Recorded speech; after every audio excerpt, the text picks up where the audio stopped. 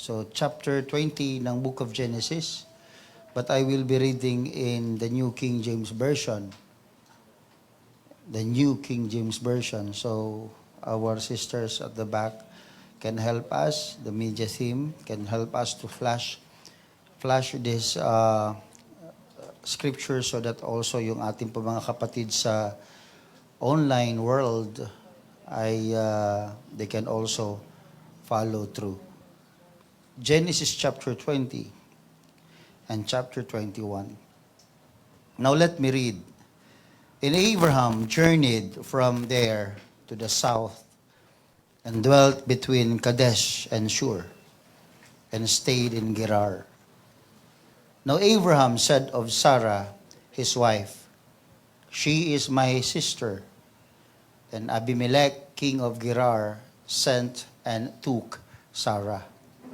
But God came to Abimelech in a dream by night and said to him, "Indeed, you are a dead man because of the woman whom you have taken, for she is a man's wife."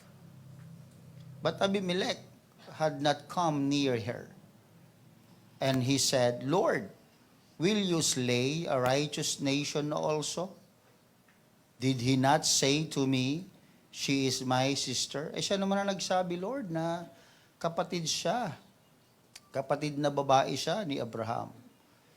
And she, even she, herself said, "He is my brother." Sabi din ni Sarah, brother ko yan si Abraham. "In the integrity of my heart and innocence of my hands, I have done this." Wala akong kinalaman dyan, Lord, sabi niya. Wala talaga akong alam. Inosente ako, sabi ng hari. And number 6 says, "And God said to him in a dream, 'Yes, I know that you did this in the integrity of your heart.'" Alam naman ng Diyos yun, mga kapatid. "For I also withheld you from sinning against me. Therefore, I did not let you touch her." So, talagang pinoproteksyonan ng Panginoon si Sarah. At yung hari ay pinoproteksyonan din ng Panginoon na hindi siya magkasala. Verse 7, "Now therefore, restore the man's wife." Ibalik mo siya kay Abraham, sabi ganon. "For he is a prophet, and he will pray for you, and you shall live. But if you do not restore her, know that you shall surely die, you and all who are yours." Verse 8, "So Abimelech rose early in the morning, called all his servants, and told all these things in their hearing, and the men were very much afraid. And Abimelech called Abraham and said to him, 'What have you done to us? How have I offended you, that you have brought on me and on my kingdom a great sin? You have done deeds to me that ought not to be done.'" Parang sinisisi ni Abimelech si Abraham. "Bakit mo naman ginawa sa akin yon? Ano bang nagawa ko sa iyo para ganituhin mo kami?" Sabi ng hari. Then Abimelech said to Abraham, "What did you have in view that you have done this thing?" Ano ba kasi ang nakikita mo? Bakit para gawin mo ang bagay nito? And Abraham said, "Because I thought, surely the fear of God is not in this place, and they will kill me on account of my wife. But indeed, she is truly my sister. She is the daughter of my father, but not the daughter of my mother. And she became my wife." So magkaiba ng magulang. Di ba? And it came to pass, when God caused me to wander from my father's house, that I said to her, "This is your kindness that you should do for me. In every place," sa lahat ng lugar, "wherever you go, say of me," sabihin mo, "He is my brother." Sabihin mo na ako ay kapatid mong lalaki. Then Abimelech took sheep, oxen, and male and female servants, and gave them to Abraham. And he restored Sarah, his wife, to him. And Abimelech said, "See, my land is before you. Dwell where it pleases you." Then to Sarah he said, "Behold, I have given your brother 1,000 pieces of silver. Indeed, this vindicates you before all who are with you and before everybody. Thus, she was rebuked. So Abraham prayed to God. Ito na, pagkatapos ma-restore si Sarah. And Abraham prayed to God, and God healed Abimelech, his wife, and his female servants.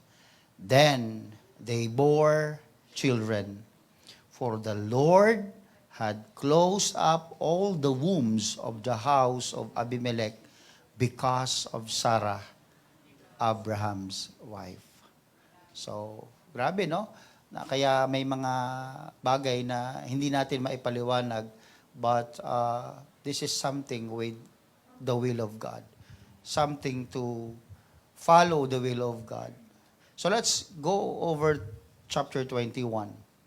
And the Lord visited Sarah as he had said, and the Lord did for Sarah as he had spoken.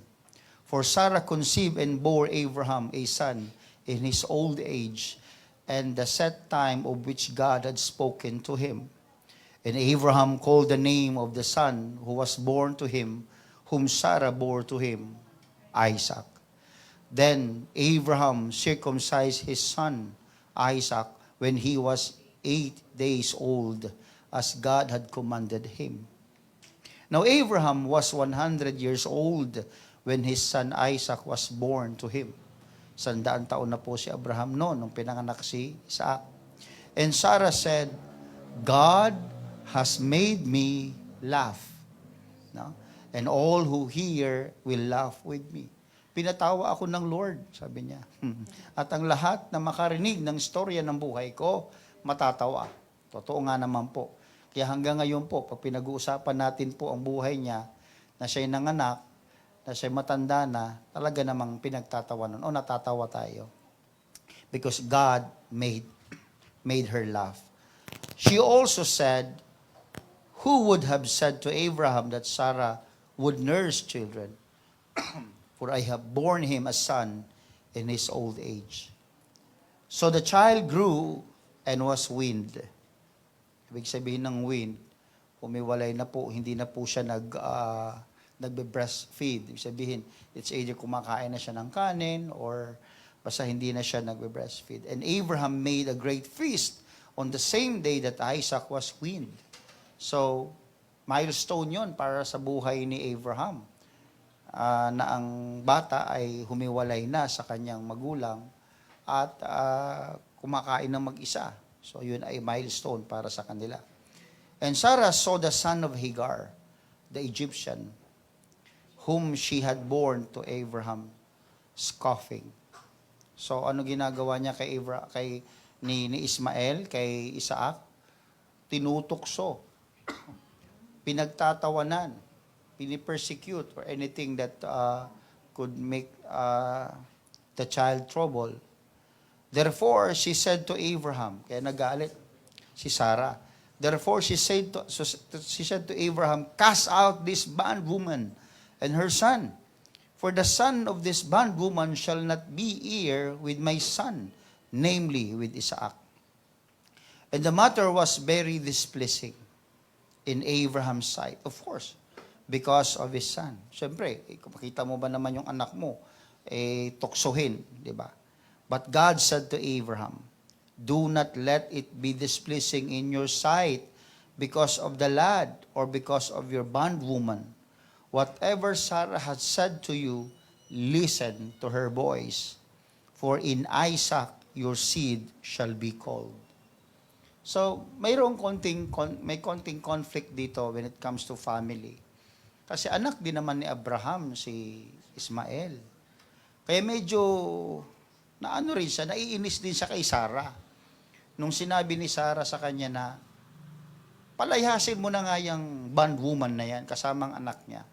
Kasi tinutokso yung anak natin. Pinipersecute yung anak natin. Kaya medyo init ulo ni Abraham.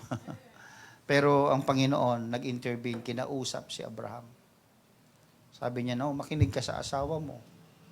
Dahil ang yung seed shall be called through Isaac. So dahil mayroon na kasing pangako, it's not because God is parang matigas ang loob laban kay Hagar o laban kay Ismael. But you will learn later on kung bakit. Verse 13, yet I will also make a nation of the son of the bondwoman. Kaya tinan nyo, napakayamang bansa.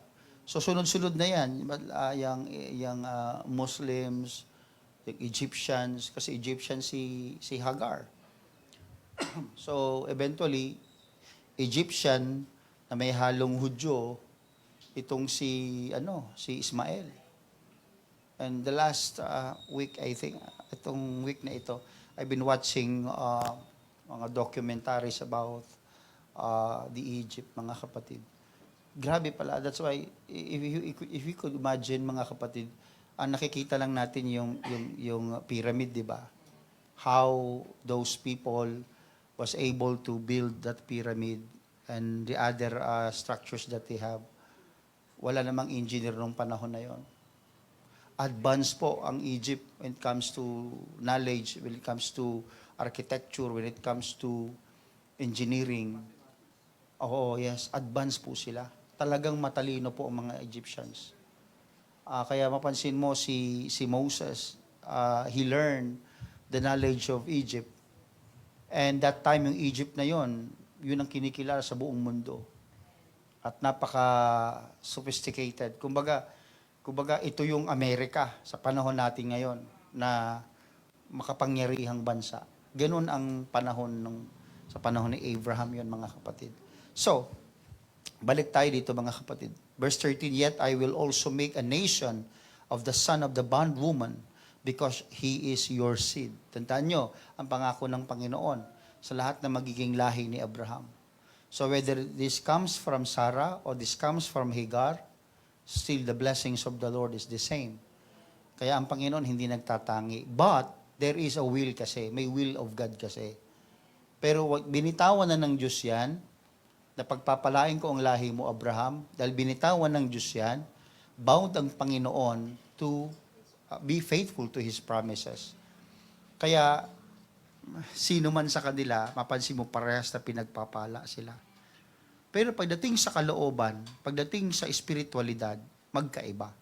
Ito makikita nyo mamaya. So Abraham rose early in the morning and took bread and a skin of water and putting it on her shoulder, he gave it and the boy to Hagar and sent her away. Then she departed and wandered in the wilderness of Beersheba. And the water in the skin was used up. Naubos na yung tubig sa kanilang baunan.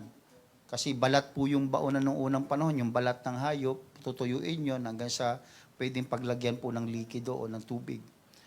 And she placed the boy under one of the shrubs. Then she went and sat down across from him at a distance of about a bow shot.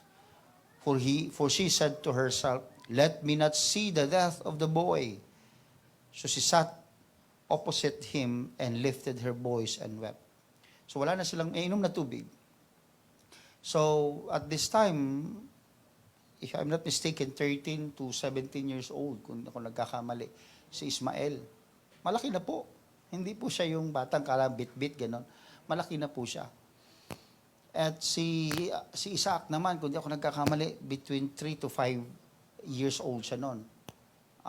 Nung nangyari yung pagkakataon na yan na nagkatuksuhan yung magkapatid at nagalit si Sarah. So, ang layo po ng pagitan nilang dalawa. So, ibig sabihin, hinang-hina na itong si Ismael at mamamatay na. Kaya nga, nilagay niya na lang sa isang ilalim ng puno yung anak niya, sa isang and then, shrub, parang yung mga, parang bushes, ganyan, bulrushes, ganyan, inupo niya na lang doon. Then, ang distansya ay isang hulagpos ng pana. Ganun kalayo yung distansya na upo siya sa harap doon. Ayaw niyang makita. Kaya nga sabi niya dito sa verse number 7, sa verse number 16, then she went and sat down across from him at a distance of about a bow shot, for she said to herself, let me not see the death of the boy. So she sat opposite to him and lifted her voice and wept. Umiyak na lang po siya doon. Sumigaw siya ng sumigaw doon. Then, 17, and God heard the voice of the lad, not the voice of Hagar, but the voice of Ismael. Sabi ko sa inyo mga kapatid, may pangako kasi ang Panginoon kay Abraham, damay si Ismael doon. And God heard the voice of the lad. Then the angel of the Lord called to Hagar out of heaven and said to her, "What ails you, Hagar? Fear not, for God has heard the voice of the lad, where she is." Pero dito sa Biblia, ang na-emphasize, umiiyak yung nanay. Pero yung bata, ang pinakinggan ng Panginoon. So, mayroon kasing significance din yun, mga kapatid ba? May makikita niya. Verse 18, arise, sabi niya kay Hagar, arise, tumayo ka, lift up the lad and hold him with your hand. Alalayan mo anak mo, for I will make him a great nation. Pero mo, great nation na, pero nanghihingalo na doon. Kaya huwag niyong tingnan yung situations ninyo na para bang hopeless. Kahit na naghihingalo ka na. Pag may pangako ang Diyos sa iyo, mga kapatid, hallelujah. Kahit parang isang bulate na lang hindi pipirma sa kamatayan mo. Pag may pangako ang Diyos sa iyo, mga kapatid, hallelujah. Hallelujah. Walang kamatayang pwedeng humadlang, mga kapatid. Praise God. Verse 19, and then God opened her eyes. Yan ang ginawa ng Panginoon kay Hagar. God opened her eyes, and she saw a well of water, and she went and filled the skin with water and gave the lad a drink. So God was with the lad, and he grew and dwelt in the wilderness, and he became an archer. Diba? Yung mamamana, diba? Parang mga ngaso, parang ganon. Mamamana siya. He dwelt in the wilderness of Paran, and his mother took a wife for him from the land of Egypt. So, ang napangasawa ni Ismael ay Egyptian. Kaya pansinin nyo, napaka unlad na bansa ng Egypt. Until now, kung tingnan nyo, mga kapatid, hindi nga matapos-tapos ang excavation doon eh. Kasi, meron ako napanood na documentary na tinuyo nga yung yung River Nile. Tinuyo dahil sa magandang na ngayon, yung sophisticated ang technology. Kaya nilang tuyuin yung tubig at makita kung anong nasa ilalim kasi may mga divers. Siguro kung di nagkakamali, mga 500 beses na nag-dive yung mga divers doon hanggang sa makuha nila yung buong information ng dagat, yung seabed, no? So makuha nila yung seabed, yung picture ng seabed, pinagdugtong-dugtong nila yon using the 3D technology. Nung tinuyo yung tubig, mga kapatid, makikita mo yung mga remains nandoon. Alam niyo kung ano nandoon, mga kapatid? Mga naglalakihang poste. Kasi talagang doon mo makikitang napakayaman ng bansang yon. Napaka-blessed nila. Hindi lang siya kita ngayon kung titingnan mo. At kung tutuyuin din, aalisin yung yung disyerto, makikita nyo rin kung gaano para siyang New York City. Para siyang ganon, mga kapatid. Napaka-unlad talaga. Ganon ang nangyari sa buhay ni Ismael. Blessed hanggang ngayon because of Abraham, mga kapatid.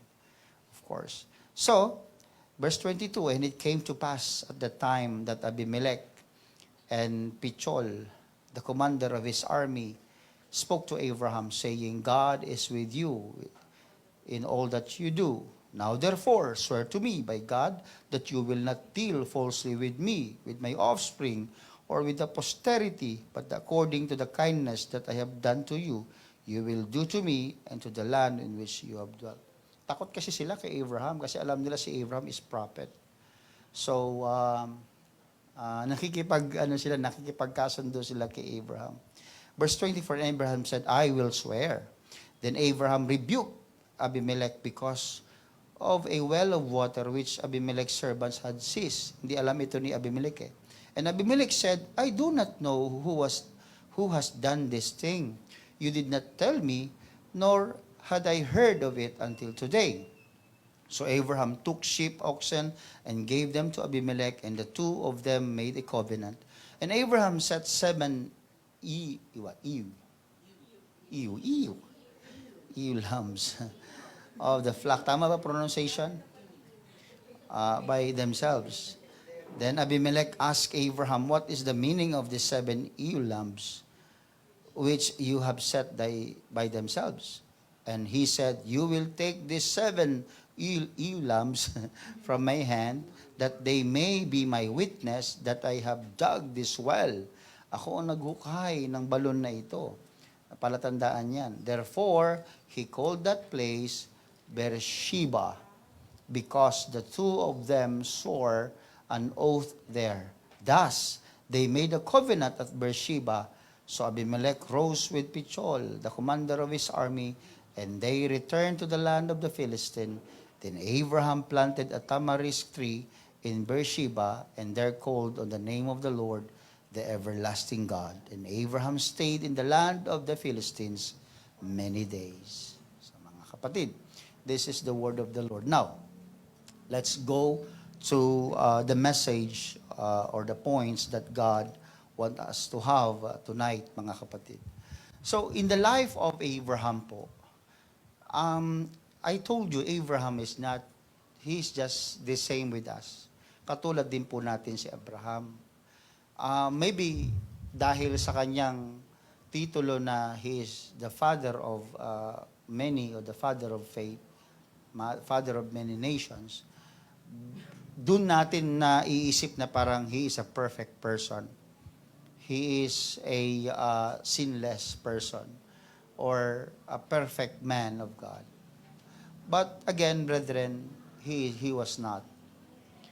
Again, merong deception sa buhay din ni Abraham. As nabasa po natin kanina, nagkamali si Abraham na sa kagustuhan niyang proteksyonan yung sarili niya. He wants to protect himself. So, ang ginawa niya, nanloko siya ng tao, nandaya siya ng tao, para lang maproteksyonan yung sarili niya. So, this is about yung pagsisinungalingan nilang mag-asawa doon.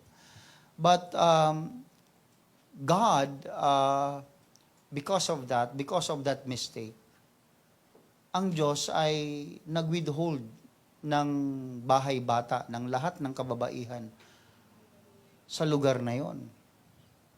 Kaya parang walang nanganganak, walang progress, wala talagang manganganak. Pag kasi hinawakan ng Panginoon, yung tinigil ng Diyos yon.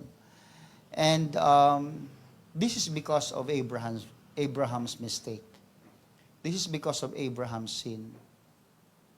Anong punto doon, Pastor? Meaning to say that our disobedience in many times causes much suffering for others.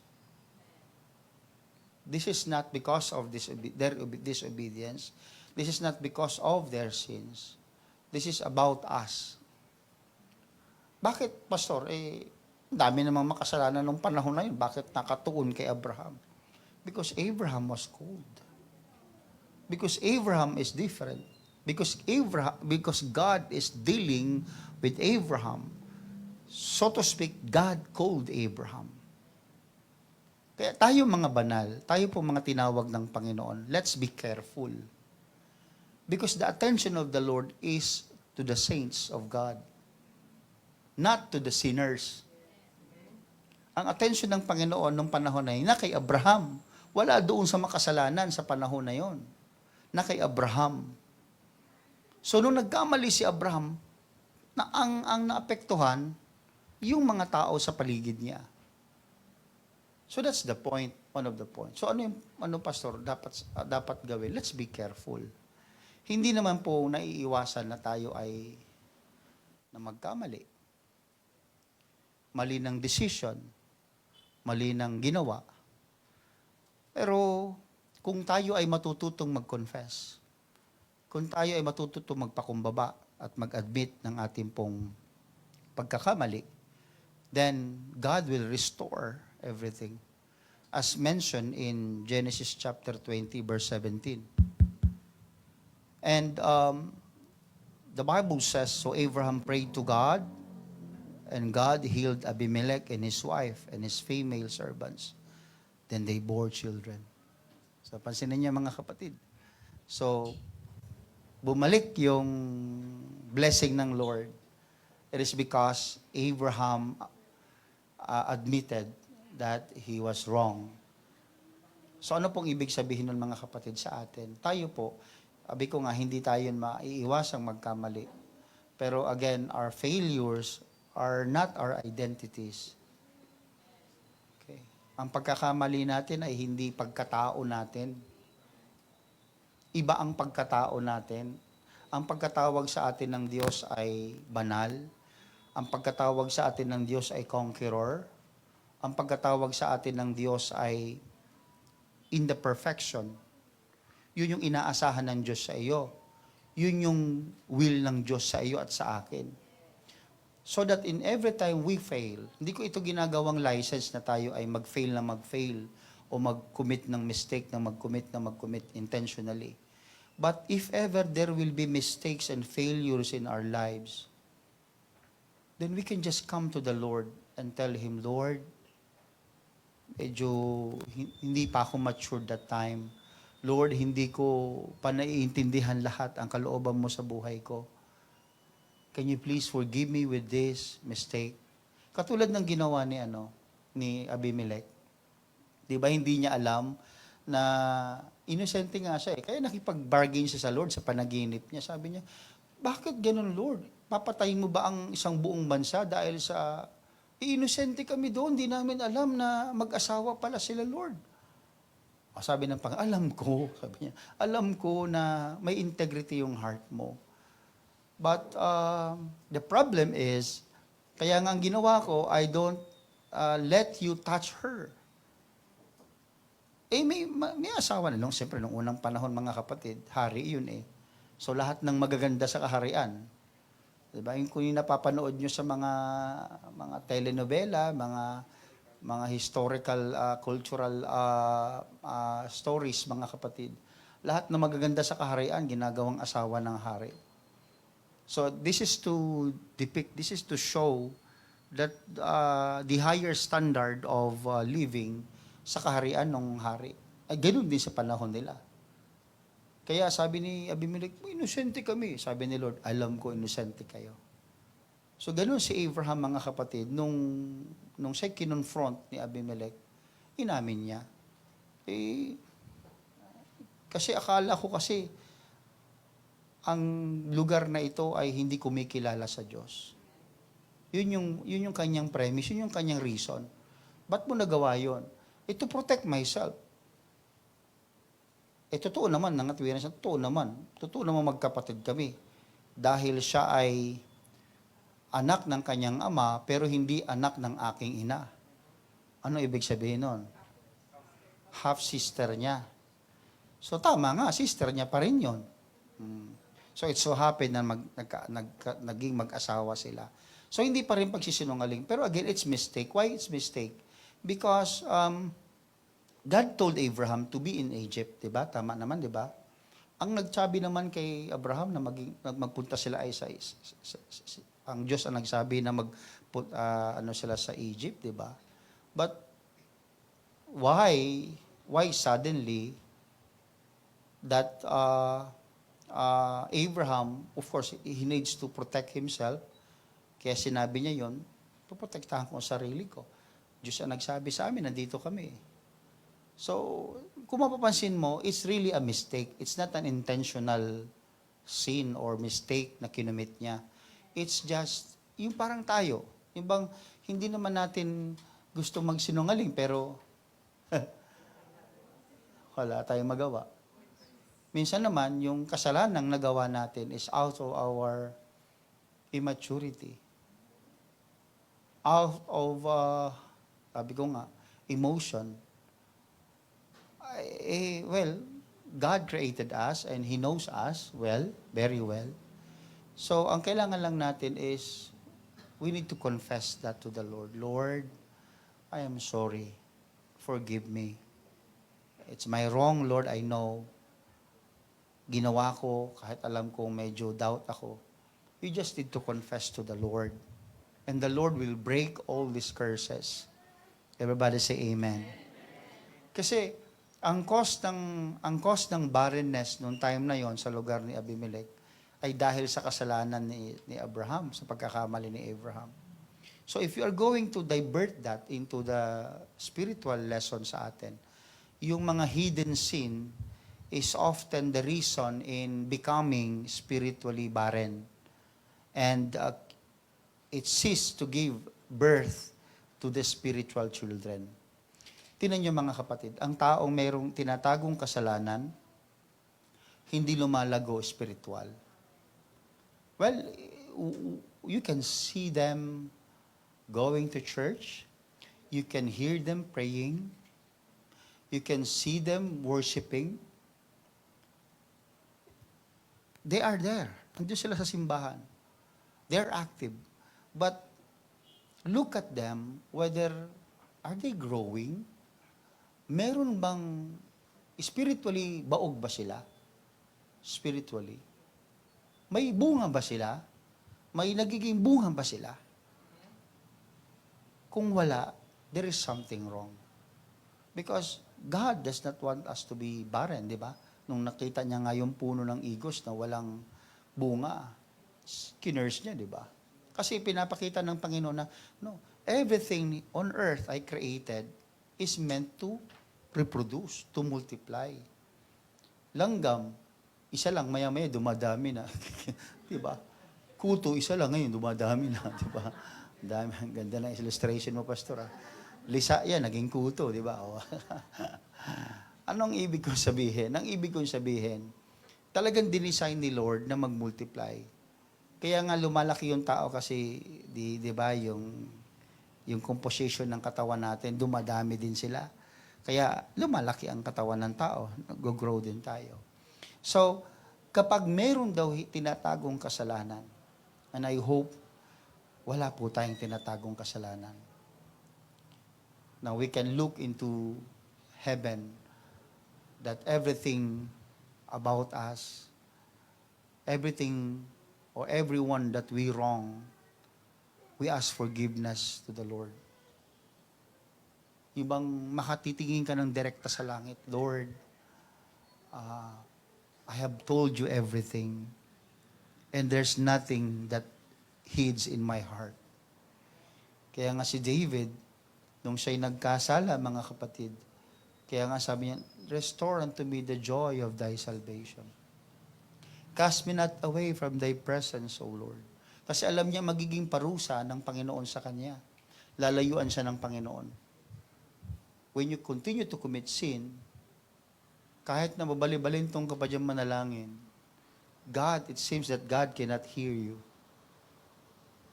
So, ang sabi ng Panginoon, even David said, that thy words, O Lord, have I hid in my heart, so that I might not sin against thee. So the only way to battle sin, especially, saan ba na itatago ang kasalanan? Sa isip? Sa puso? So para hindi maitago sa puso ang kasalanan, nang itago mo dyan word of God. Yung promise ng Panginoon, salita ng Diyos, yun ang itago mo sa puso mo. So yung yung kasalanan na gustong magtago sa puso mo, wala siyang puwang. Dahil nire-repel siya ng heart mo. Dahil puno siya ng salita ng Panginoon. So, that's the only thing that to make us spiritually fruitful. Nagbubunga. Everybody say amen.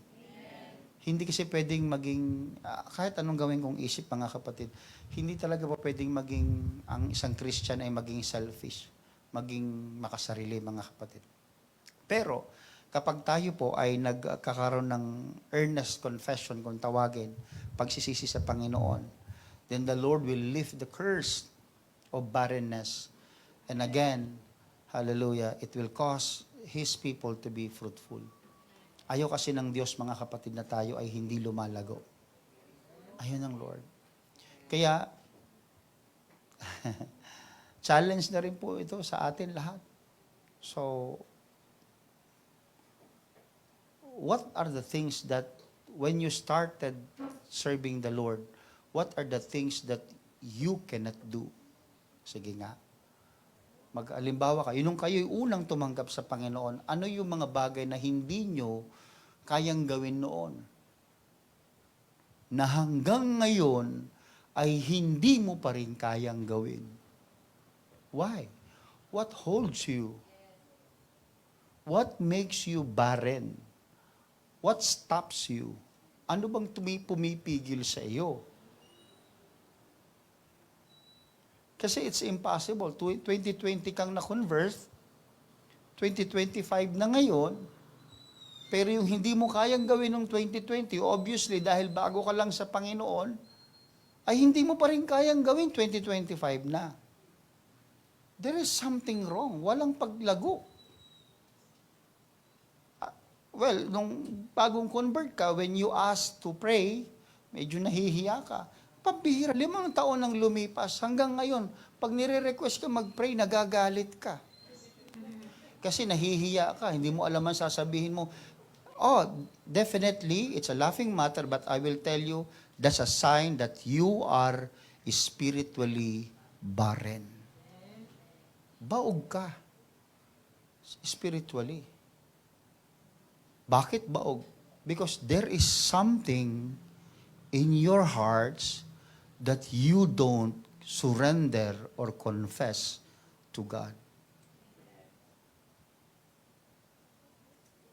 Kaya lilipas ang panahon, yung mga kasabay mo, nag-grow na sila sa Panginoon. Ikaw, bansot ka pa rin. Totoo yun. Kaya doon magsisimula, anong gagawin nila? Dahil hindi sila nag-grow. Mamamato. Mamumuna. Magiging kritiko. Magiging mapamansin. Kasi, ang totoo nun, inggit sila. Because they're not growing. They're not growing. They're not taking serving the Lord as a serious matter. Pag ang simbahan, mayroong gagawing isang exciting na program, they are there, they are happy. Pero kapag ang simbahan ay nasa isang kalagayan na mahirap at nangangailangan ng panalangin at suporta ng marami, wala sila. Pero sa panahon ng mga kasiyahan nandoon. Pero sa panahon ng kalungkutan at kahirapan, nasan sila? They're not growing. They're not growing. Sa loob ng tahanan, mga kapatid, kapag ang mga anak mo ay, of course, mga maliliit pa, when you are stressed and you have problems in the family, you don't expect na katulad nila Misha, nila Hana, to solve the problem, to help you solve the problem. No, they are beneficiaries of your decision. They are beneficiaries of what you have. But when they grow, 20 anyos, 30 anyos, tagal na, malalaki na. Of course, when you express your problem, automatically, these people, these children, will act accordingly to help resolve the problem. And that is one of the signs, even in the church. Kapag ang simbahan ay dumadaan sa isang matinding pagsubok, imbis na tumulong, magiging kritiko. Imbis na maging pakinabang at benepisyo sa iba, katitisuran ang magiging labas nila. So what is this? This is barrenness. At ayaw ng Panginoon na ang simbahan ay baog, mga kapatid. Hindi pwedeng ang simbahan na bumababa, kung saan bumababa ang presence ng Panginoon. And every time God came sa worship natin, God is planting actually. Nagtatanim ang Diyos sa puso natin. Ang salita ng Diyos, pag itinanim mo sa puso mo, tutubo sana ito. Kaya nga mismo ang Panginoong Hesus ang nagsabi na mayroong 4 na klase ng lupa na, 'di ba, na pwedeng ang tao ay maging kalagayan ng puso niya.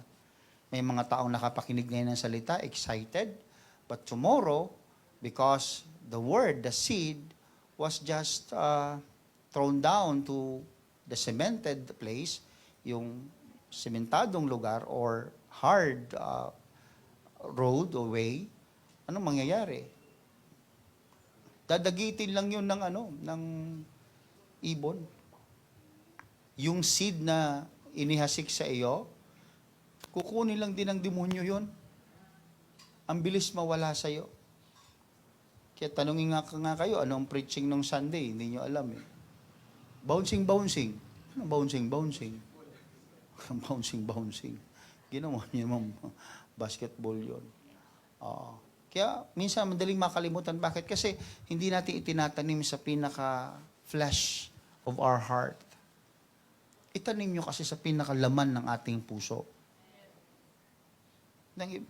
Because some people will just hear it and then forget it. No? Any other reason of unfruitfulness will be irrational. Kanina nung nire-review ko itong notes ko, sinabi ko yon, sabi ko, oo nga, any other reason of unfruitfulness. Minsan sinasabi kasi natin na, mahirap kasi talaga, pastor, maging Kristiyano eh. Alam mo yung pastor, di ba ano yan? Madaling sabihin, mahirap gawin. Yes, I do recognize those statements. Alam ko yun. Sinabi ko rin yan. Pero, magiging irrational na siya. Hindi ko nga nilagay dito na absurd. Kasi pag absurd, ibig sabihin, katawa-tawa na yung rason mo. Parang pag nangatwiran ka, ba't hindi ka lumalago spiritually? Sabi mo, dami nga hindi lumalago dyan eh. So pwede ko sabihin na yung reason mo is absurd, katawa-tawa. Pero pag may iba kang rason na para bang seryoso at hindi naman katawa-tawa, pero mali pa rin, ang tawag ko doon, irrational. Parehas lang naman halos yung synonym yan eh. Isa lang sila ng ibig sabihin, absurd tsaka irrational. Pero irrational is more serious. But again, it's wrong. Ibig sabihin, yung reason mo mali pa rin, irrational. So, bakit ko sinabing ang unfruitfulness, spiritual unfruitfulness is irrational? Para mo lang sinabi na hindi totoo yung sinabi ni Jesus Christ that even the gates of hell shall not prevail against the church. Church ka eh. Sasabihin mo, ang hirap mag-akin ng kaluluwa, pastor eh. Ang hirap magbigay, pastor eh. Ang hirap makinig, pastor eh. Ang hirap mag-Bible study, pastor eh.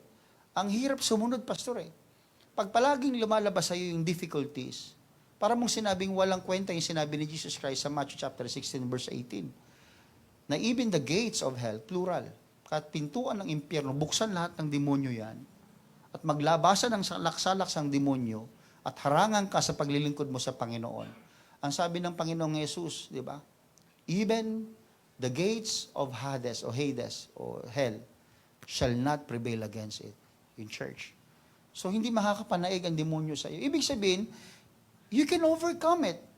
But your reason is just irrational. Ibig sabihin, nangangatwiran ka lang, pero alam mo namang mali yung katwiran mo. Look at Jericho. Gaano ka strong ang Jericho, sister, di ba? Binasa mo? Ay, nakikita ko sa iyong My Day. Binabasa mo yung about Jericho. How strong the wall of Jericho is. It's so strong, mga kapatid. But it was easily destroyed by the obedient children of God. Ilang taong nilikha yun. At ang kapal doon, mga kapatid, sabi nga, parang 2 karwahe daw ang pwede magkasalubong.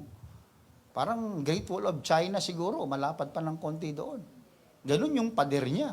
Kahit kanyonin mo, hindi yun, wala pa namang kanyon nung panahon na yun, pero kahit kanyonin mo yun, hindi tatagos yung bala ng kanyon eh. Ganun kakapal yun. Pero it was easily destroyed because of the obedience of the children of God. Talagang gumuho yun.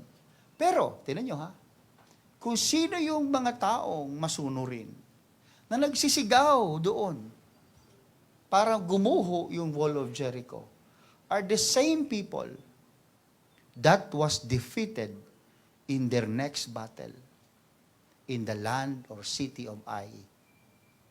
Di ba? Pagkatapos nilang mapaguho sa tulong ng Panginoon yung wall of Jericho, grabing success doon.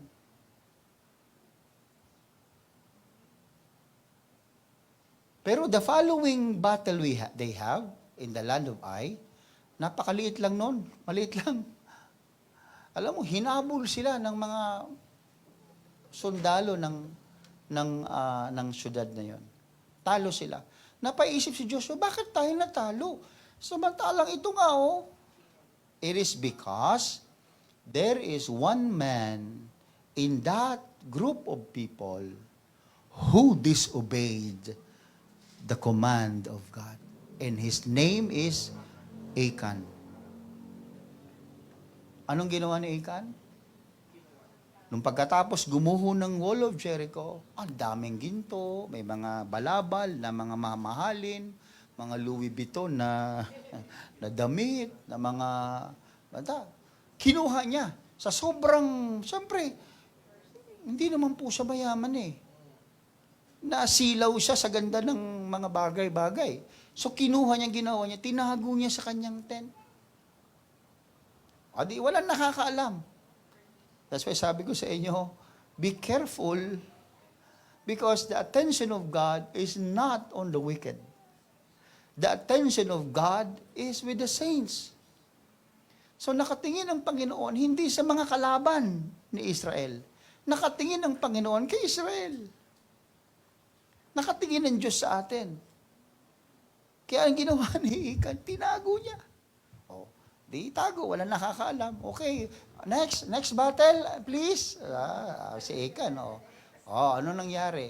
The following battle they have, talo sila. Sabi ni Joshua, grabe, ano nangyari sa atin? Doon sinabi ng Panginoon sa kanya. Kaya pinatawag niya lahat ng leader ng mga at doon na-reveal si Achan ay may kasalanan. Itinago niya. Kaya alam niyo, yung lahat ng angkan ni Achan, binato ng lahat ng mga Israelita hanggang sila ay namatay. Imagine niyo yan, yung asawa mo walang alam sa kasalanang ginawa mo. Yung anak mo walang alam sa ginawang o kasalanan na tinago mo sa puso mo. Pero kasama silang mamamatay. Kasama silang mapaparusahan. Imagine yung gano'ng kasakit yon. Yung the first time that I preach this message, mga kapatid, sabi ko, hindi na mawala sa isip ko yung sinabi ko doon palagi na, do you think, I can describe it that the children of Achan is shouting, Ma, Pa, ba't tayo binabato ng mga taong ito? Ba't tayo pinapatay? Anong ginawa natin? They're innocent. Pero patay sila. Natabunan sila ng bato hanggang sa namatay silang lahat. Dahil dyan. Pero pagkatapos nun, na naituwid ang pagkakamali, naging sunod-sunod na yung tagumpay, victory ng Israelita. Again, the remedy, hallelujah, of unfruitfulness is humility. If my people, which are called by my name, shall humble themselves and pray and seek my face and turn from their wicked ways, then I will hear from heaven and will forgive their sins and heal their land. That's the remedy. Ano yun? Kapag tayo po ay nagkukulang, nagkakamali, let's humble ourselves. Always. Huwag natin siyang patagalin sa puso natin. Hindi maiwasan, Pastor. Yes, I know. Hindi lang naman ikaw tao eh. Tao din naman kami eh. Nararamdaman din naman namin, nararanasan namin yan eh. But the point is this, you do not let that sin hid in your heart. Huwag mong hayaang nakatago yan sa puso mo. Pag hindi mo pinagsisihan yan, kinonfess yan sa Panginoon, it will not just you be troubled, but everything surrounds you will be troubled. Imagine niyo na lang, ano ba ipapamana natin, mahirap na nga lang tayo eh. Ano pa ipapamana natin sa mga anak natin? Yung sumpa? Diba? Hindi mo na nga sila nabigyan ng bahay at lupa eh. Na hindi mo na nga nabigyan ng maayos na edukasyon eh. Tapos ang ipapamana mo, kamalasan pa. Kaya di bali na, hindi tayo mayaman. Wag lang ipamana yung kamalasan sa mga anak-anak natin, sa kapwa-apuhan natin. Ituwid na natin yun, mga kapatid. Maaring ngayon, ikaw, masabi mong okay ka lang, oo. Pero pag tumatanda ka na at nakikita mo yung takbo ng buhay ng mga anak mo, masasabi mong, dapat pala nung una pa lang, inayos ko na. Kasi kung ano ang anak natin ngayon, may direktang kinalaman tayo noon. Totoo yan mga kapatid. Kung ano ang mga anak natin in the future, it's not just because of their choice, but because majority of that is because of the decision, because the way how the parents or the most influential people in the life of our children are the parents, magulang. Sila ang pinakamalaking impluwensya. Pero yung impluwensyang yan may timeline. Nako. Ngayon pa nga lang natuto lang ng konti sumasagot-sagot na sa magulang. Marunong ng mga tuwiran. Marunong ng magdabog. Marunong ng, alam mo yon.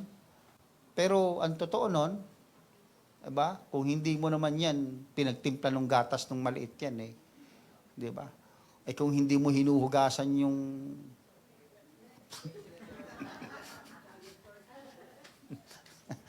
ano ba siya? Kung hindi mo binihisan yan at tinuruang maglakad yan ano ba siya? Pero sabi ko nga, may panahon na ang ating impluensya ay natatapos. Pero habang hindi pa tapos ang impluensya mo sa kanila, do all your best. Bring them to the church. Teach them how to pray. Teach them the importance of the Word of God. Kasi pagdating ng panahon, pag wala ng paggalang sa'yo yan, pag umalis na mga kapatid, yung impluensya mo dyan sa buhay niya, yung iyong tinanim, sinasabi ng Ephesians chapter 6. Tama ba? Chapter 6? Train up a child in the, Proverbs 6. Train up a child in the way he should go. And when he is old, bakit sinabi diyan? And when he is old, yun na yung panahon na wala ka ng impluensya sa buhay niya. And when he is old, pagtapos na yung timeline ng influence mo sa kanya, he will not depart on the things that you have teach or taught to your children. Kaya, sa umpisa pa lang, child pa lang siya, tinuturuan mo. Kasi pagdating ng old niyan, yung when he is old, hindi na susunod sa'yo yan. Kahit sigaw-sigawan mo pa yan. Kahit na mahimatay ka pa sa harapan yan, hindi ka, titingnan ka lang yan. Aga-arte lang yan si mama. Nagdadrama lang yan. Makalayas na nga dito. Ganun lang yan.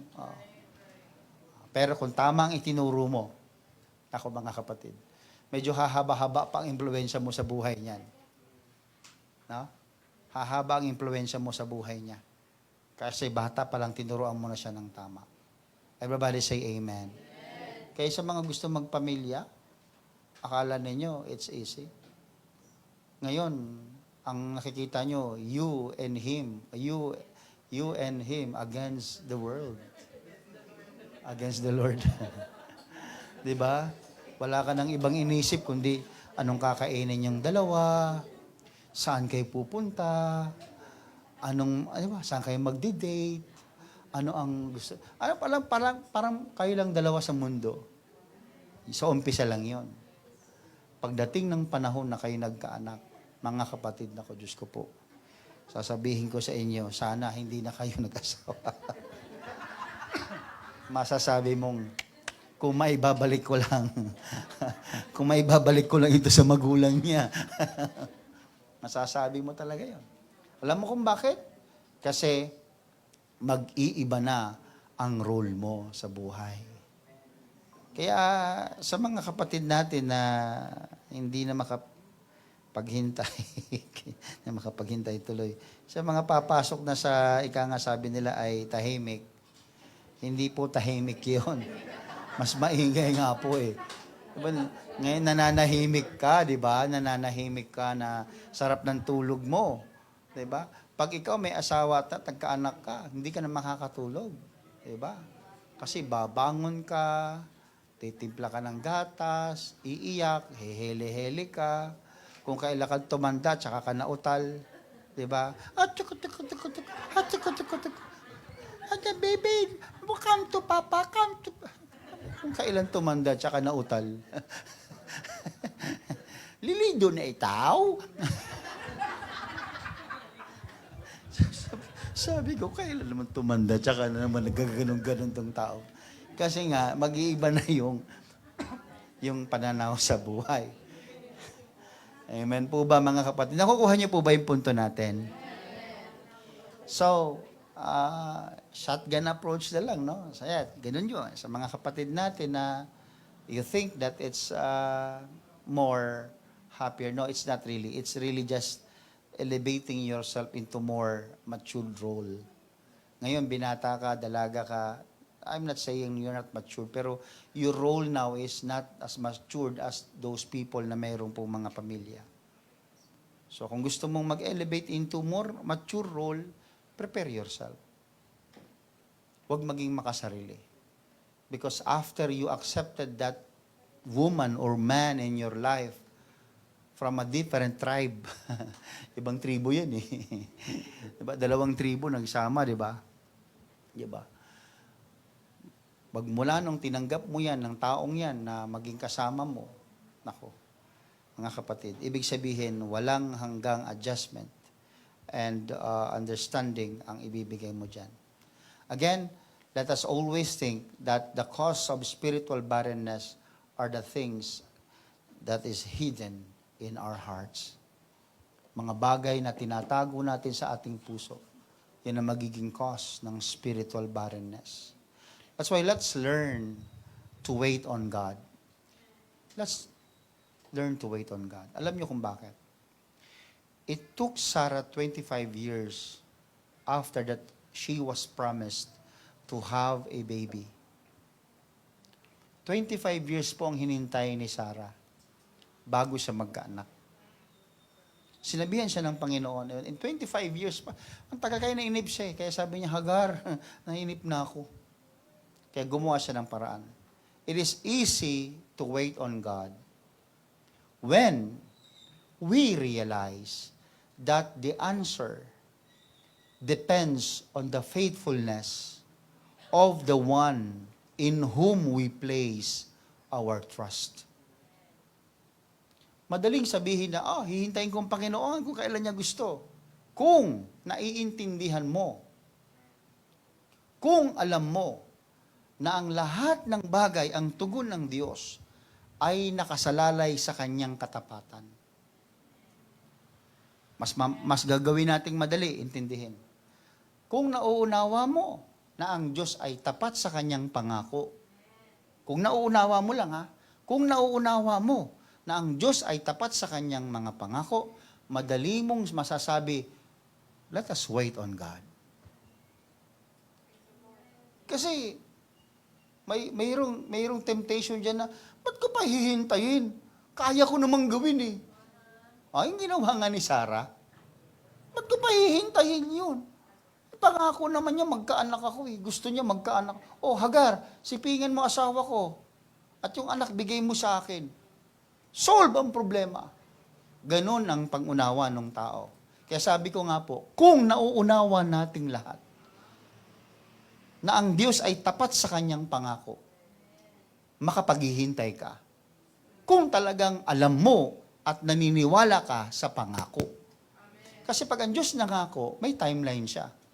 But the timeline of God is not revealed to us.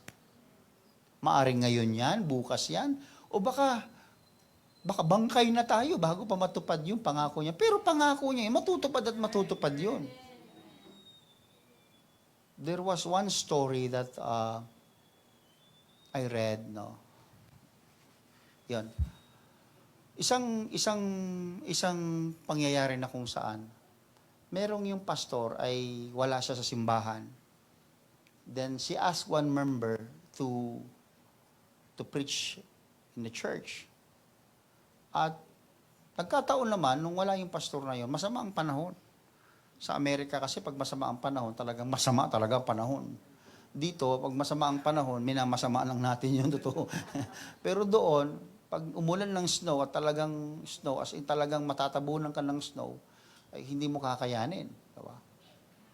Isang araw, pagdating niya doon, magpipreach na siya, snow. Ilan lang yung nandoon sa simbahan. Parang 2 lang yata o 3, parang gano'n. Sabi niya, sabi ni Pastor, mag-preach ako eh. Nag-preach siya. Pero yung preaching niya, siyempre, hindi naman siya yung pastor eh. Very, alam mo yung basic, tapos, wala lang. Preach na siya parang, gano'n. Parang wala siya. Kumbaga, kung kayo nakaupo doon, parang, hindi ko naiintindihan yung sinasabi niya. Sinasabi niya. Parang, hindi gano'n eh. Siyempre, hindi siya pastor eh. Pero alam mo, after that, nag-altar call, yung isang lalaki doon lumapit. Talagang na-revive siya. Out of that, parang nonsense preaching, no, nonsense, hindi man ibig sabihin nonsense, parang hindi fiery preaching, hindi revival ang dating, may isang tao na nagsisi ng kanyang kasalanan. Alam niyo ba? Out of that preaching, na masama ang panahon, may isang naniwala. Alam niyo, yung taong yon, naging pastor siya. At maraming na-convert under his ministry. And his name is Charles Spurgeon. Si Charles Spurgeon is, one of the respected pastor and theologian in the history. Si kanino siya nakinig? Sa isang walang kainta-inta at wala man lang ka-energy preaching at sa gitna pa ng mala-snow na. So anong point natin doon? Ang point is this: it's not on the weather, it's not on the preacher, it's not on the circumstances, it is in the will of God. Kapag niloob ng Panginoon na gamitin ka niya, kahit saan sitwasyon, kahit pangit ang situation mo, kahit nasa gitna ka ng bagyo, kahit na gamitan ng mga walang kwentang tao sa paligid mo, matupad lang ang pangako ng Panginoon at plano ng Panginoon, gagamitin at gagamitin ka niya. Kaya, just believe in the promise. No? Hindi mo alam. Kung ako yun, 3 lang naman yan, Bible study na lang tayo. Hindi. Talaga nag-preach din siya. Kaya, papansin niyo mga kapatid, wag lang din tayong manghinawa. 25 years, imagine, naghintay si Sarah. Kaya God never fails. He never fails. He might not be on the same time that you plan to receive the answers of your prayer. It might not be on your schedule, based on your schedule, but the Bible says He never fails. It will surely come. Habakkuk, chapter 2, verse 3. For the vision is yet for an appointed time. But at the end, it will speak. And it will not lie. Though it tarries, kahit magtagal siya, nagtatagal siya, though it tarries, wait for it. Because it will surely come. It will not tarry. Pwede ba basahin sa Tagalog yan, mga kapatid? Lagay nyo yan sa inyong mga coconut shell. Sapagkat ang pangitain, that speaks of your prayer, that speaks of the will of God sa buhay mo, promise ng Lord sa buhay mo, sapagkat ang pangitain ay sa panahong takda pa. At nagmamadali sa pagkatapos. At hindi magbubulaan, hindi magsisinungaling. Bagaman, nagluluwat, sabihin kahit nagtatagal, ay hintayin mo, sabi niya. Sapagkat walang pagsalang darating, hindi magtatagal. Praise God. Kaya kahit gano'ng katagal yan, kung alam mo naman pangako ni Lord yan. Pastor, excited na ako. Alam mo yun? Talagang gusto ko nang mahawakan, ma-experience yung pangako ni Lord. May panahon yan. May panahon. Huwag ka lang magmadali. Nga tulad ni Sarah, nagmadali. Naiinip ako, pastor Pag matagal, naiinip ako Alam mo, ano ba ang gamot sa pagkainip?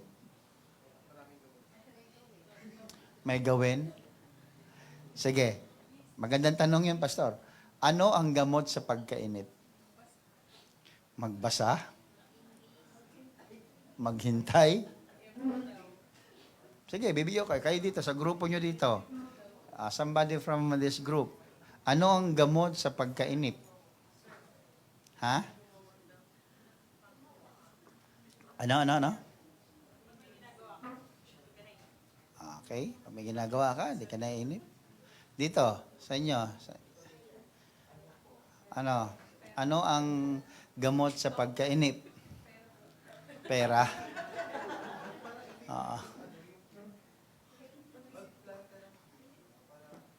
Magplano ka ng kinabukasan mo. Naiinip ka nga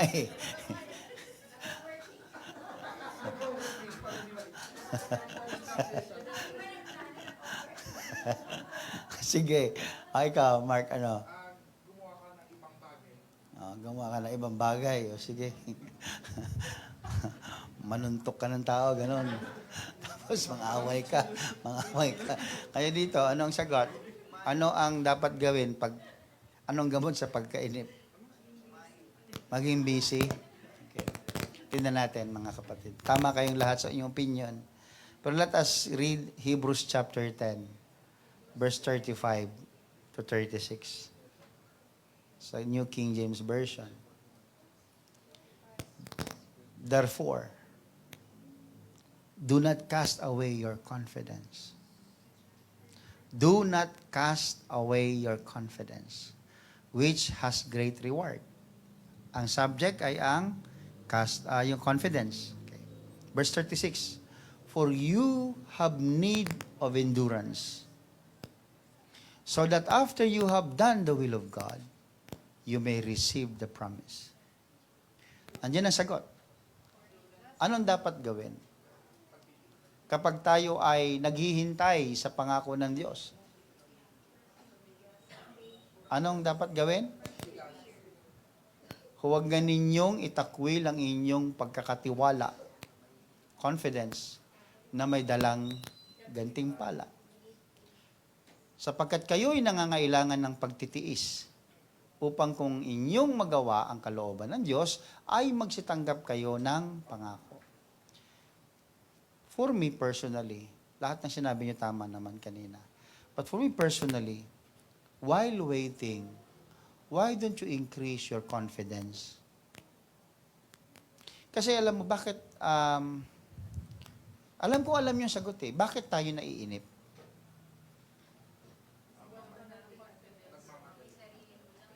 Pag sinabihan ka, Mark, I'll buy you an iPhone 16. So, na-receive mo yung message of promise. Pero ang tanong, bakit, nung medyo natagalan, bakit ka naiinip? Hindi sinabi kung kailan. Pero nagtitiwala ka ba na kaya kong bumili na ibigay sa iyo? Talagang sa katayuan ko, mawalan ka ng tiwala talaga. Kalimutan mo na yun. Biro lang yun Naniwala ka naman. Pero hindi naman kasi tao ang Diyos. Hindi lang sa tao lang kundi Diyos siya So Diyos siya, God is faithful to His promises. Kung Diyos nagsabi sa iyo ng isang bagay, at naiinip ka, do you think there's something wrong pag naiinip tayo? Ano kaya yung nangyayari sa atin kapag tayo naiinip? Yes, exactly. Verse 35, in New King James Version, it says, yung confidence natin, nagle-less. Kaya nga sabi niyan, therefore, do not cast away. Huwag mong itapon, huwag mong kalimutan, huwag mong iisang tabi yung confidence. So, if your heart is full of confidence, you will not be impatient. Bakit? Naniniwala ka eh. Naniniwala ka na gagawin niya yon. Kailan ba? Wala akong pakialam kung kailan. Basta naniniwala ako na kaya niyang gawin yon. Hindi pinag-uusapan kung kailan. Ang pinag-uusapan kung kaya ba ng Diyos ko na ibigay sa akin yung pangako niya. Kaya niya. Huwag mo lang tanungin kung kailan. Kasi ako rin, hindi ko alam. Pero naniniwala ako. So, while waiting, increase your confidence. Pag naiinip ka na, ibig sabihin, nababawasan na yung iyong tiwala, yung confidence mo, yung kumpiyansa mo sa Kanya. Kasi isipin mo, pagbibiro lang siguro si Lord. Kasi nag-uumpisa ka na mag-doubt when you become impatient. Hello? Sa mga mainipin, diba? Sa mga nagmamadali sa buhay, mga kapatid, hallelujah. Ito ay magandang leksyon sa atin. Anong sabi ni David sa aklat po ng Psalms 62 verse 5? My soul wait silently.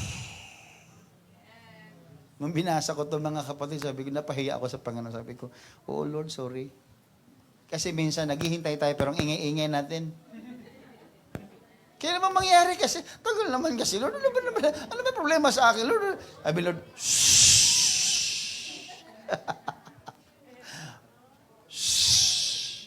Huwag kang murmur ng murmur. Huwag kang bagulbol ng bagulbol. Reklamo ka ng reklamo. Pinangakuan ka na nga. Ang ingay-ingay mo pa. Sabi ni David, my soul waits silently for God alone. For my expectation is from Him. Kaya sabi niya, Lord, ang expectation ko sa iyo so, chill lang ako dito, Lord. No problem with me, Lord. Sinabi mo sa akin yan, yayaman ako. Sige lang, Lord, hintayin ko yan. Namatay siyang mahirap. Kasi wala siyang ginawa eh. Kasi ang pananampalataya ay an action word yan. So while you wait, you act, you work, but work silently. Wait silently. Hindi yung reklamo ka ng reklamo. Ito yan, napangasawa mo tuloy. Diba? May napanood ako mga kapatid na reels na yung, anong tawag dyan? Hindi nila alam na kung sino yung mapapangasawa nila, hindi pa nila namimit. Nung makita ng babae, halos maduwal siya eh. Sabi ko, ayan. Ayan. Alam ko yung mga pre-arranged marriage na, yung arranged marriage, mga ganyan. Ganyan, na-arrange yun, di ba? Yung anak ko ha, maging asawa ng anak mo. O sige, pare, ayan. Pagdating ng panahon, halos maduwal yung babae. Kulang na lang, himatayin doon. Ay, asawa ko ito. Tsura, parang kabayo. Amen. So, nung pinanganak si Isaac, let's go back mga kapatid, no? Nung pinanganak si Isaac, it's also typifies, or it's a typology of spiritual birth, no? Kasi, mapansin nyo, sa binasa natin kanina, God refused to use Ismael to bring about the promise of blessing. Hindi ginamit ng Panginoon si Ismael para yung pangakong blessing ni Lord kay Abraham ay mangyari. Ni-refuse niya si Ismael. Anak din naman siya, pastor, oo nga, pero ayaw niyang gamitin si Ismael. Because Ismael is born by the will of the flesh. Yan. Ngayon, naiintindihan nyo na. Bakit? Parehas naman anak eh. Parehas, gagawin nga ding great nation si Ismael eh. Katulad ng pangako kay Isaac, great nation din siya. Yung Israel. Bakit? Parehas namang great yun Ba't ayaw gamitin si Ismael? Dahil si Ismael ay bunga ng makalaman na pagnanasa. Pero si Isaac ay bunga ng banal na pagnanasa ng Diyos na magkaanak si Sarah at si Abraham. Sino ba ang nag-desire na magkaroon ng anak si Abraham at si Sarah? It is God. So that is out of the spiritual or divine will of God. Okay, mga kapatid, papasok tayo sa dalawang bagay. Gusto kong makinig kayo. When you do things out of your carnal minds or fleshly desire, you will not be used by God. But look at Isaac. He was the promised boy. He was the divine will of God. Look what happened. He was used by God. Kahit sabihin mong pareha sila ng katayuan. Kaya nga, it reminds us with the word of Paul in Romans chapter 8, verse 8, that God will not be pleased in the flesh. Those who are in the flesh cannot please God. Kaya if you continue to work as a sinner, if your life is not being washed by God, kung ang buhay natin ay hindi tayo binautismuhan sa pangalan ni Jesus at hindi tayo nakareceive ng banal na Espiritu Santo, then what you expect?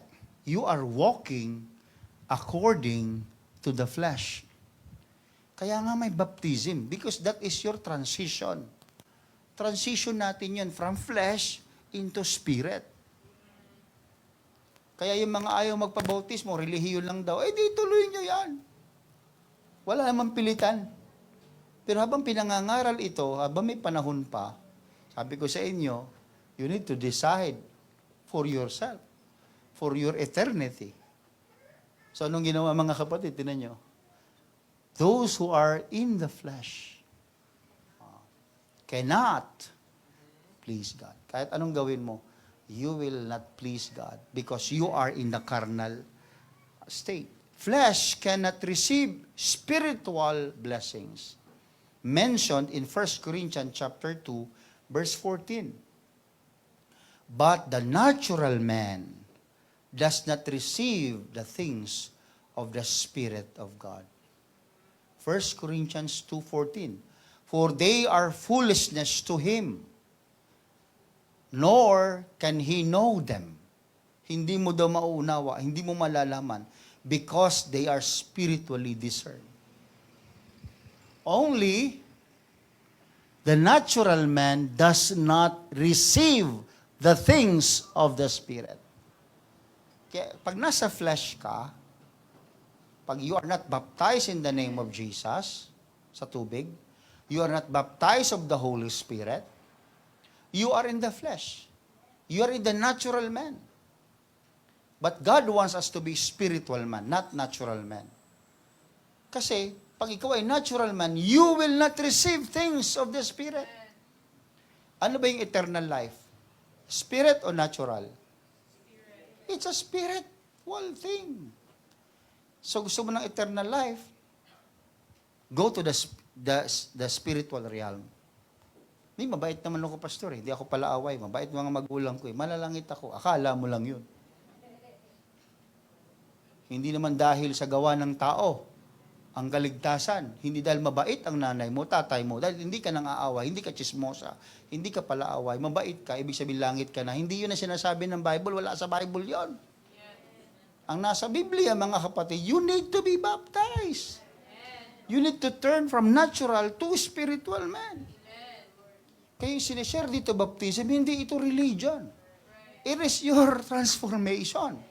It's a transition from the sinner to being a saint. Kaya sa mga hindi pa baptized dito, nako, mga kapatid, magpabaptize na kayo. Mababasa lang naman kayo eh. Diba? Nababasa ka nga ng pawis, diba? Wala kang reklamo. Nagkaputok ka lang. pero ito mga kapatid, ilulubog ka lang sa tubig sa pamamagitan ng iyong pananampalataya. Iiwan mo yung natural man mo at papasok ka sa spiritual man. At makakatanggap ka na ng mga spiritual things. O, di ba?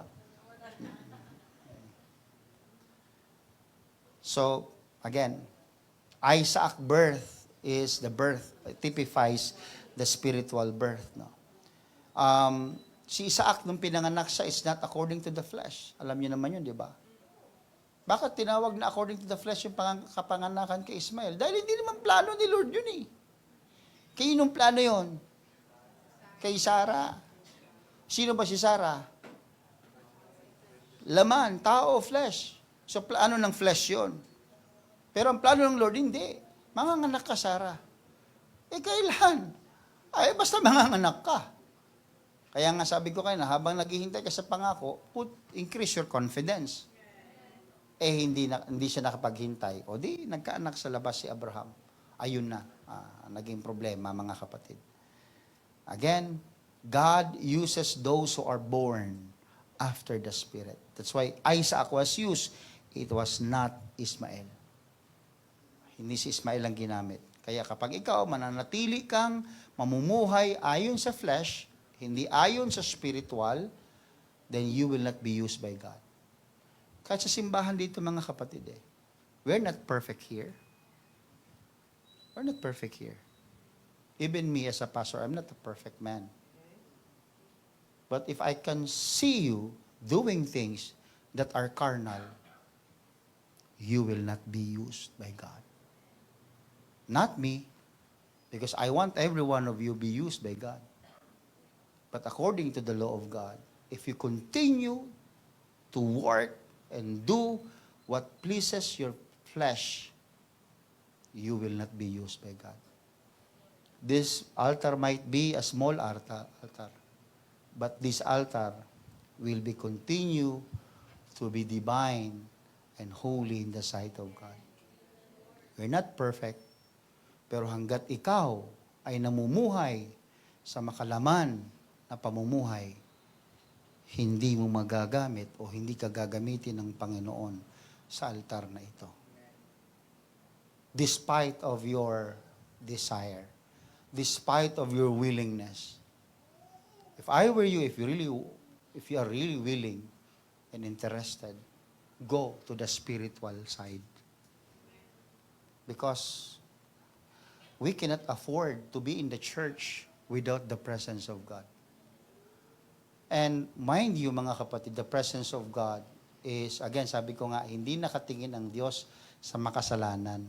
Nakatingin ang Diyos sa ating mga tinawag niya. When the context is about serving the Lord, hindi mo pwedeng sabihin, kaya ako nagkasala, Lord, kaya naman ako ganito, kasi ganito rin yung kapatid ko tinan mo, Tinan mo, ganyan yun siya, ginagawa niya rin yun Dapat kami rin lahat, marami kang tinuturo-turo. No.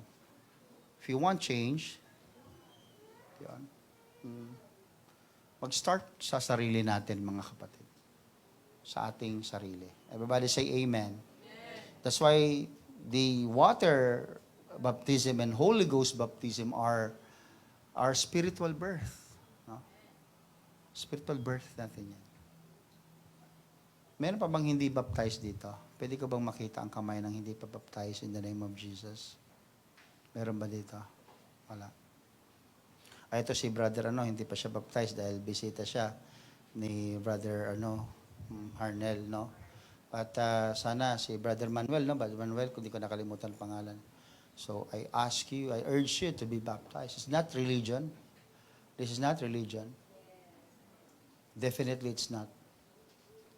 Kaya lang naman marami nagsasabi, relihiyon lang yan Alam mo ba yung may libro kang binigay sa tao? Tapos hindi niya pa binabasa, ginajudge na yung book. Pangit naman yun. Tignan mo, cover pa lang Ay, wala yan. Ano pa lang ba't mo nasabi? Hindi, basta alam ko, pangit yan. You see? Why don't you read it first? Di malaman mo kung pangit nga ba o maganda. Ganun minsan ang tingin ng tao sa inaalok nating bautismo sa kanila. Tingin nila, religion lang yan. Para lang makaanib ako sa inyo. Well, it's up to you. Why don't you read it first, hear it first, experience it first, then tsaka mo sabihin. Kayo mga nandito, na nakaunawa at nagpabautismo, nasabi nyo ba na ito ay relihiyon nung kayo binautismuhan? Di ba? Hindi naman.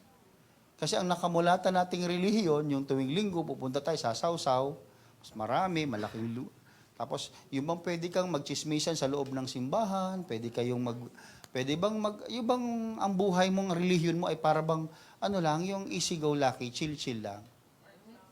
Tuwing birthday mo lang ikaw nagsisimba. Yun bang ganun yung relihiyon ba na nakamulatan natin? Akala natin, pag tayo ay nagpabautismo, mas magiging malalim tayo doon sa mga nauntindihan natin. No, it's not. It is just like really changing your destiny. It is changing your destiny, actually. Everybody say amen. Because heaven is not our destination. Anong destination natin, Pastor? Don't think that you are destined to heaven. You are already citizen of heaven after you receive God. You will be in the kingdom of God. Nasa bang kingdom ng Panginoon? Nasa impyerno ba? Sa langit eh. Kingdom of Jesus Christ yun. Peke yun. Oo. Di ba? Nasa langit. So don't think of the destination. It's already your citizenship eh. Di ba? Dual citizen na tayo, di ba? O, di ba? Citizen of the Republic of the Philippines and citizens of heaven. Tapos senior citizen ka pa. Di tatlo na yung citizenship mo.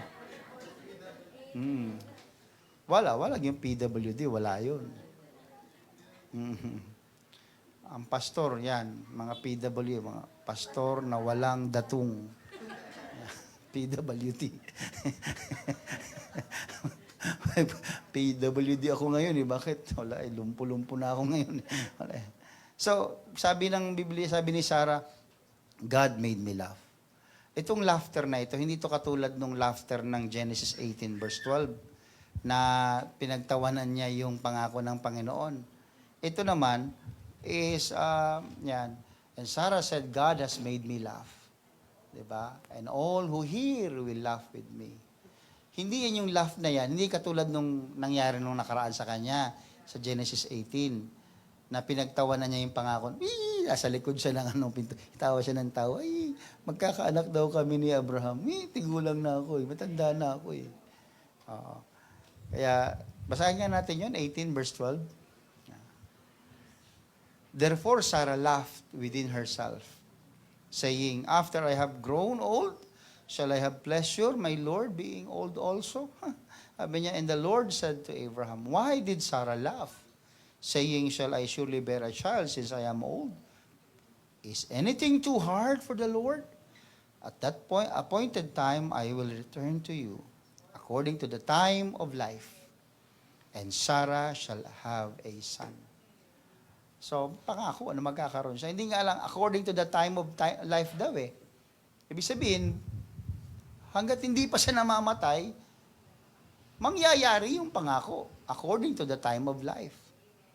Pagpatay na, hindi na life yun, di ba? So, ibig sabihin, habang siya'y nabubuhay, sa pagitan nun, mangyayari yung promise. Hello? May mga prayers ba kayo sa Panginoon na hinihintay? Tagal, pastor, bakit? Habang buhay ka pa, ibig sabihin, mangyayari pa yun. Eto na mo, ano ba nangyari kay Sarah? Namatay muna siya bago binigyan ng anak? Di ba hindi? Habang nabubuhay siya, tsaka lang ito tanda na, hindi nga siya maniwala. Sa tanda ko ito. It took her 25 years to receive Isaac.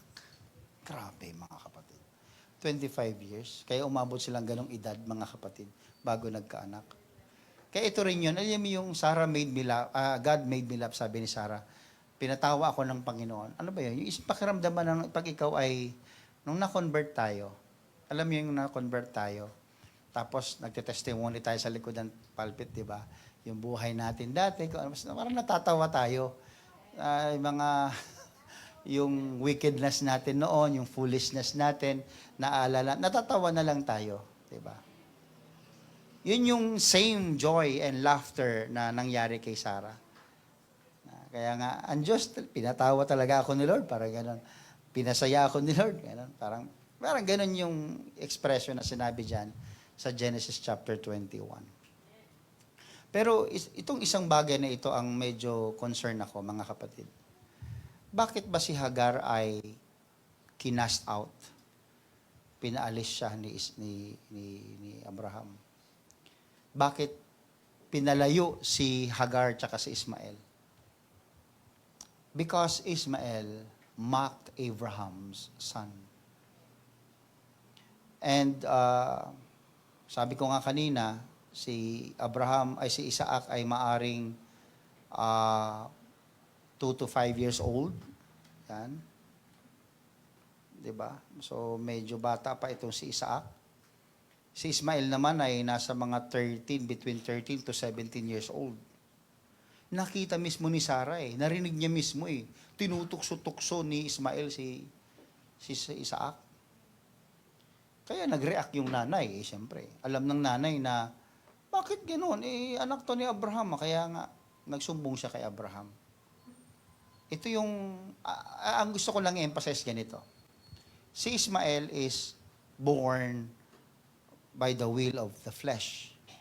Si Isaac is born by the will of the Spirit. Kaya sinabi ni Paul na kailanman ang flesh at ang spirit ay hindi magkakasundo. Sa Galatians chapter 4 verse 29, nakalagay yan na hindi kailanman pwedeng, but as then he that was born after the flesh persecuted him that was born after the Spirit. Even so, it is now. Hanggang ngayon. Sabi ganon. Ang pinanganak ng laman ay pinipersecute yung mga pinanganak sa Espiritu. Kaya pansinin niyo, sino ang inyong persecutor? Unbelievers. Unchurch. Yung mga walang Espiritu ng Diyos. Yun yung nagpipersecute sa inyo, yung mga hindi nakakaintindi about spirituality. Yun yung nagsasabi sa iyo, nagsasayang lang kayo ng oras dyan. Ang hina kasi ninyo, mahihinang nila lang kayo. Kaya kayo ay pasimba-simba. Ang totoo nun, tapangan mo lang, diskartehan mo lang ang buhay. Ganyan ang kanilang mga lumalabas sa bibig. Pero ang totoo nun, bakit kayo pinipersecute? Because that is written. Hanggang ngayon, even so, it is now. Hanggang ngayon. Nangyayari yan. Yung kamag-anak mo, kaibigan mo, kapatid mo nga, magulang mo na nga, na dapat nakakaintindi sa iyo Sila pa yung persecutor mo. Hindi ka pagsimbahin, i-persecute ka, sabihan ka ng hindi magaganda. Alam niyo kung bakit? Because the flesh cannot be an heir of the promise. Alam kasi ng flesh na hindi siya makikinabang sa pangako ng Diyos. Kaya ang flesh, hanggang saan lang siya? Hanggang sa mundo lang po siya. Hanggang temporary lang po si flesh. Kaya hindi siya pwedeng makapagmana ng spirituality. It is because his part is only on earth. Kaya mismong si Sarah, sinabi ni Sarah yan kailanman si Ismael cannot be an heir of Isaac. Cannot be an heir of Abraham. Paalisin mo yan, Abraham. Because he will never be an heir of the promise. Kasi alam ni Sarah, alam ni Abraham na ang promise ay papunta kay Isaac. Kaya anong gagawin ni Ismael doon? Guguluhin niya lang sa bahay si Isaac. Manunukso ng manunukso. Kaya sabi ni Sarah, alisin mo yan. Hindi naman yan magmamana ng kalooban ng Diyos. Ang anak nating si Isaac ang magmamana. Kaya pinaalis niya. It's not, sabi ko nga kung basahin niyo sa Biblia kanina, binasa natin ang sakit niyo para kay Abraham. Anak niyo din naman niya si Ismael Pero alam nyo, may sariling kalooban ng Panginoon kay Ismael. Huwag nating pangunahan. Ang nasa picture kasi ngayon, ang bida ay si Isaac. Siya ang bida eh. Pero hindi kontrabida si Ismael. Bida rin siya. Pero may ibang siyang pelikula. Ang pelikulang ito para kay Isaac. Kaya tinan nyo nangyari. Di ba, bida rin naman si Ismael. Hanggang ngayon, kita ninyo. Blessing ang sumunod kay Ismael. Bida rin siya. Great nation din siya eh. Nakukuha niyo ibig sabihin mga kapatid? Kaya nga, ang gusto nating puntuhin,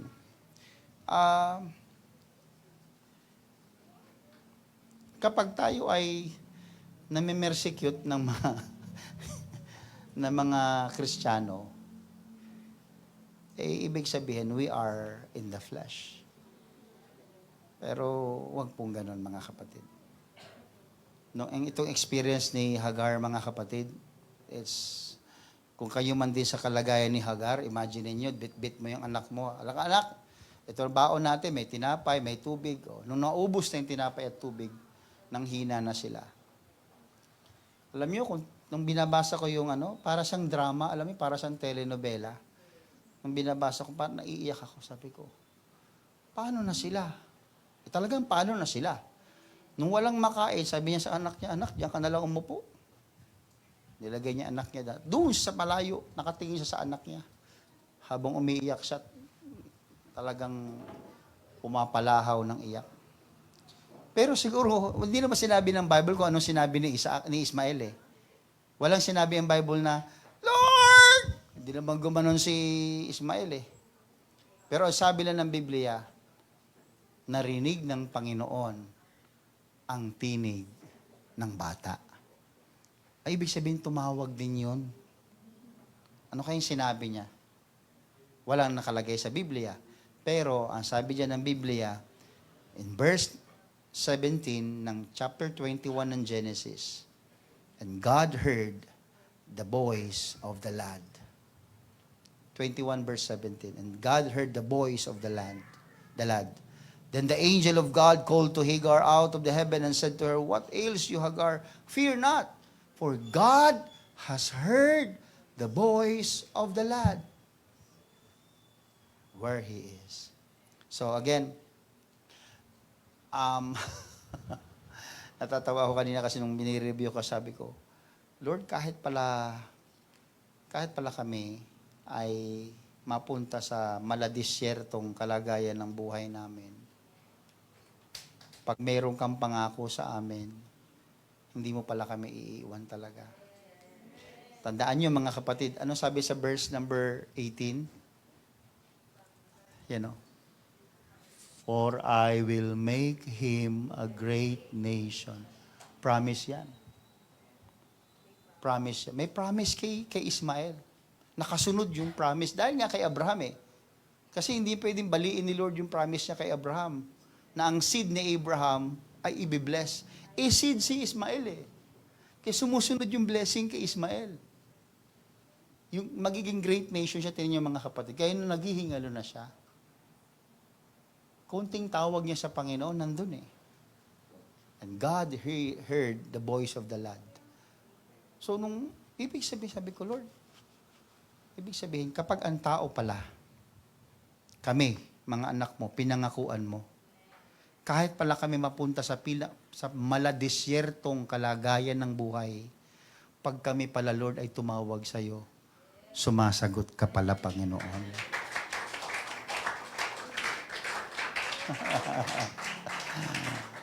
Praise God. Huwag niyo lang hintayin na maging maladisyerto. Ang tawag na sa Panginoon. Aga-agahan niyo ang tawag. Huwag yung pagtayo ay parang nasa disyerto na, tsaka palang kayo tatawag sa Panginoon. Alam niyo, nung tumawag siya sa Panginoon, na si Ismael, sumagot ang Diyos eh. Alam mo, sabi ng Panginoon kay Sarah, kay Hagar, tumayo ka, alalayin mo anak mo. Alam niyo, after niyang alalayan ng anak niya, sabi ng Biblia, and God opened her eyes, and she saw the well. Sabi, nakita niya yung balon. Teka lang, Wala namang balon doon ah. Pwede, tanong ko sa inyo. May balon doon o wala? Ha? Actually, it was the discouragement of Hagar that caused her to be blind. Pag ang tao discouraged na, kahit na hainin mo yan, discouraged na, totoo yan, nagdidilim ang paningin, hainan mo ng masarap na pagkain, hindi niya malasahan. Wala na siyang discouraged na siya eh. Wala siyang nakikitang source. Kaya nung ginawa ng Panginoon, sinabi ba ng Panginoon, and God dug a well. Di ba? Ang Diyos ay humukay ng balon. Hindi naman sinabi gano'n, di ba? Ang sabi lang ng Biblia, God opened her eyes. Binuksan lang yung kanyang mata. At nung makita niya, and she saw a well of water. Ay, may balon pala dito. Yes! Kanina pa yan dyan. Paiyak-iyak ka kasi dun eh. Discouraged ka kasi. Kaya pag tayo discouraged, mga kapatid, pansinin niyo, pag tayo discouraged, hindi natin masyadong pansin yung source. Andyan lang pala. Kaya pag discouraged tayo, anong dapat natin gawin? Ha? Ang dapat gawin pag tayo discouraged? Tawanan mo yung problema? Ganon? Para kang, Pwede Aguilar? Ano ang dapat natin gawin pag tayo discouraged, mga kapatid? I-encourage mo yung sarili mo. You pray to God when you are discouraged. Pray, Lord, I am in the midst of discouragement. And I know when I am discouraged, I don't see resources. But God, please, open my eyes. Buksan mong mata ko, Panginoon. Discouraged ako eh. Kaya, yun lang. Hindi man natin nabasa na gumawa ang Diyos ng panibagong Naalala nyo itong servant ni Elisha nung ma-discourage siya. Dami mga sundalo nakapaligid sa atin. Lulusobin tayo. Sabi ni Elisha, uy, pinatukan. Uy, hindi, mas marami tayo. Sabi niya, Lord, pray lang siya, Lord, open his eyes. Nung binuksan ng Panginoon ng kanyang mata, nakita niya, nakapaligid sa lahat ng bundok, mga kapatid. Yung horses, yung chariots, yung sundalo, mga anghel ng Panginoon nakapalibot. Isang pray lang yun, Lord, open his eyes. Bumukas. Sumunod, sabi nila, Lord, blind the enemies. Grabe mag-utos si Elijah. Para siya yung boss, mga kapatid. Totoo yun. Prayer yun. True prayer. Oo. True prayer yun. Alam nyo, yan yun eh. Yung sabi ko nga kanina eh. Many people, they mistakenly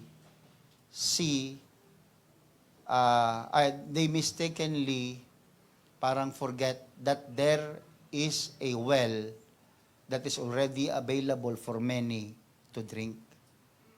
Ang kaligtasan kasi nandyan lang yan eh. Pero nami-misinterpret nila eh. Parang balon yan eh. Parang tubig yan eh. Maraming uhaw, pero hindi nakikita yung tubig. Kaya nga, you need to be spiritual until God will open your eyes. Itong si Hagar, hanggat hindi binuksan ng Diyos ang kanyang mata, alam niyo, kung hindi binuksan ng Diyos ang kanyang mata, patay silang magnanay. Umaring isa lang siguro. Pero yung anak, may pangako dun eh. Hindi mamamatay yun, may pangako ang Panginoon dun eh.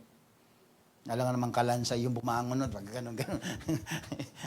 Ito, ang pangako ng Panginoon, kalansay ka na. Hindi. Habang buhay ka pa, darating yung pangako ng Diyos sa buhay mo.